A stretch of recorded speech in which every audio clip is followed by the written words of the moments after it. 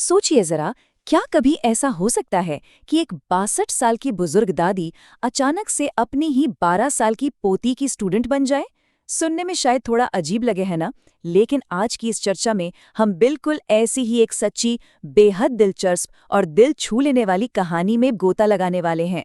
ये कहानी इस बात का जीता जागता सबूत है कि अगर इंसान कुछ ठान ले तो सीखने की कोई उम्र नहीं होती।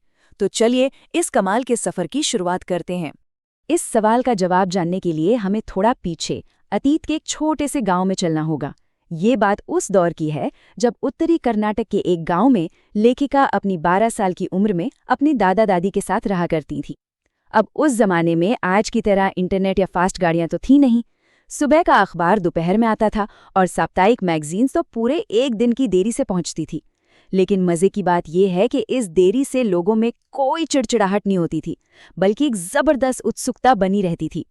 पूरा परिवार बस का ऐसे इंतजार करता था जैसे किसी बहुत बड़े मेहमान का आना हो। अब सवाल ये है कि उस मैगजीन में ऐसा था क्या। दरअसल उस दौर के कर्नाटक में त्रिवेणी नाम की एक बेहद लोकप्रिय लेखिका हुआ करती थी। आप उन्हें उस समय की सुपरस्टार राइटर कह सकते हैं। उनकी कहानियां इतनी सरल होती थीं कि सीधा लोगों के दिलों में उतर जाती थीं।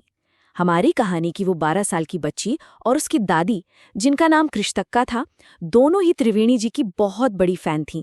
हर हफ्ते कर्मवीर नाम की पत्रिका में त्रिवेणी का एक धारावाहिक छपता था और सच मानिए, घर में सबको इसकी बेताबी से प्रतीक्षा रहती थी।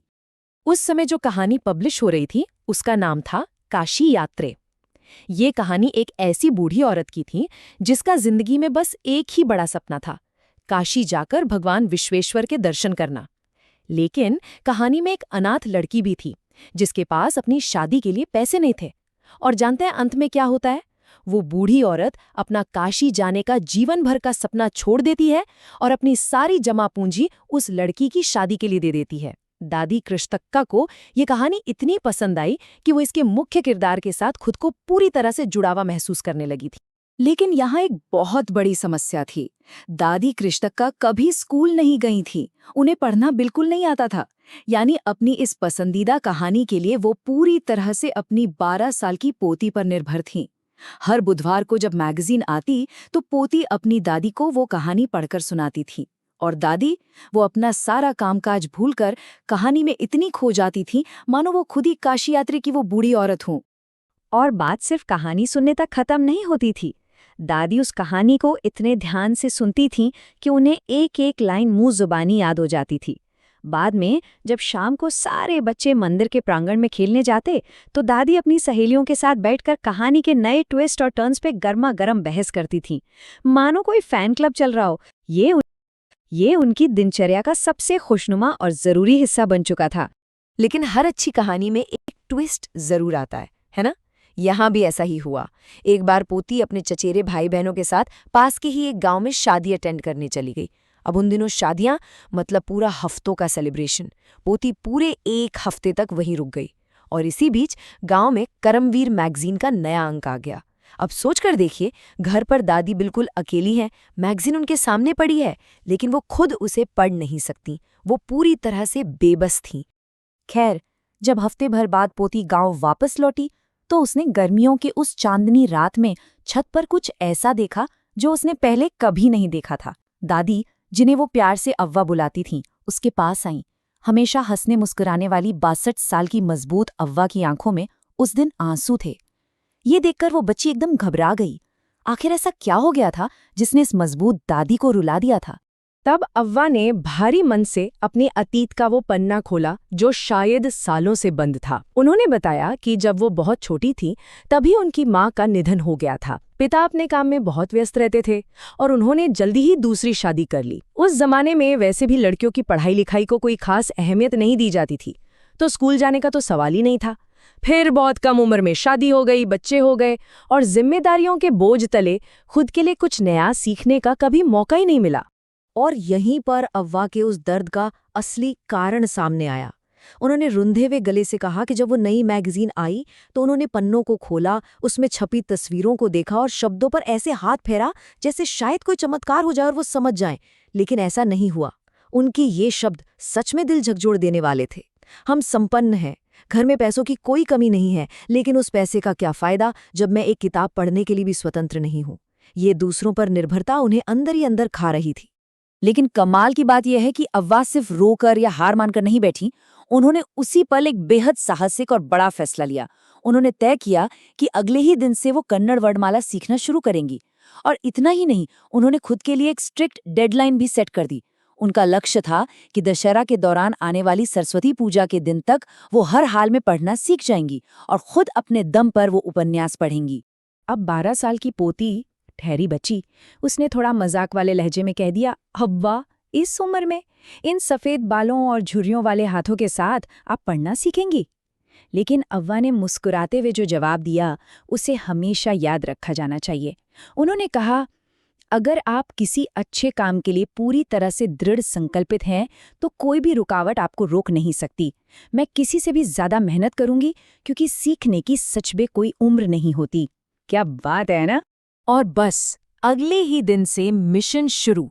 अव्वा ने एक बहुत ही सख्त रूटीन अपना लिया। शब्दों को पढ़ना, उन्हें बार बार दोहराना, स्लेट पर लिखना और फिर बिना देखे सुनाना। और वो 12 साल की छोटी बच्ची, वो अपनी ही दादी की पहली और इकलौती टीचर बन गई। अव्वा का ये समर्पण वाकई प्रेरणादायक था। उस बच्ची को शायद तब अंदाजा भी नहीं था कि आगे चलकर वो एक बहुत बड़ी टीचर बनेगी। लेकिन उसकी जिंदगी की पहली और सबसे होनहार स्टूडेंट उसकी अपनी दादी थी। दिन बीतते गए और अव्वा की मेहनत रंग ला रही थी। आखिरकार वो दिन आ ही गया, दशहरा का उत्सव। और सोने पे सुहागा ये हुआ कि तब तक काशी यात्रा की कहानी एक पूरी किताब यानी एक नॉवेल के रूप में छपकर मार्केट में आ चुकी थी। पोती ने चुपके से अपनी पॉकेट मनी से वो किताब खरीद ली। आज सिर्फ त्योहार का दिन नहीं था, बल्कि अव्वा के उस कड़े संकल्प के टेस्ट का दिन था। दशहरे की पूजा के वक्त जो हुआ, वो सच में रोंगटे खड़े कर देने वाला पल था। दादी ने अपनी 12 साल की पोती को पूजा की जगह पर बुलाया, उसे एक छोटी सी चौकी पर बिठाया और बड़े प्यार से उसे एक कपड़े का टुकड़ा गिफ्ट में दिया। और फिर उन्होंने कुछ ऐसा किया जिसकी कोई कल्पना भी नहीं कर सकता था। 62 साल की वो दादी झुकी और उन्होंने अपनी 12 साल की पोती के पैर छुए। पोती एकदम सन्न रह गई। हमारी संस्कृति में तो हमेशा छोटे बड़ों के पैर छूते हैं, फिर ये क्या हो रहा था? अपनी पोती को यूं हैरान देखकर अव्वा ने बहुत ही गहरी बात कही। उन्होंने कहा, मैं अपनी पोती के नहीं, बल्कि एक टीचर के पैर छू रही हूँ। उस टीचर के जिसने मुझे इतने प्यार और लगन से पढ़ाया कि आज मैं पूरी तरह से आत्मनिर्भर हूँ। क्या हमारे शास्त्रों में ये नहीं लिखा कि हमें अपने गुरु का हमेशा सम्मान करना चाहिए, चाहे उनकी उम्र या जेंडर कुछ भी हो? उस एक पल में अव्वा ने उम्र और पुरानी परंपराओं की सारी दीवारें गिरा दी थीं। ये वो पल था जहां एक स्टूडेंट और एक टीचर दोनों की एक साथ जीत हुई थी। पोती ने भी पूरे सम्मान के साथ अपने दादी को प्रणाम किया और उन्हें वो गिफ्ट दिया जो वो लाई थी, काशी यात्रा की किताब। अव्वा ने तुरंत किताब खोली और बिना किसी हिचकिचाहट के एकदम धारा प्रवाह तरीके से किताब का टाइटल और पब्लिशर का नाम पढ़ दिया। टेस्ट पास, वो भी फ्लाइंग कलर्स के साथ। अव्वा अब सच में आजाद थीं। तो इस पूरी खूबसूरत सी यात्रा से हमें क्या सीखने को मिलता है?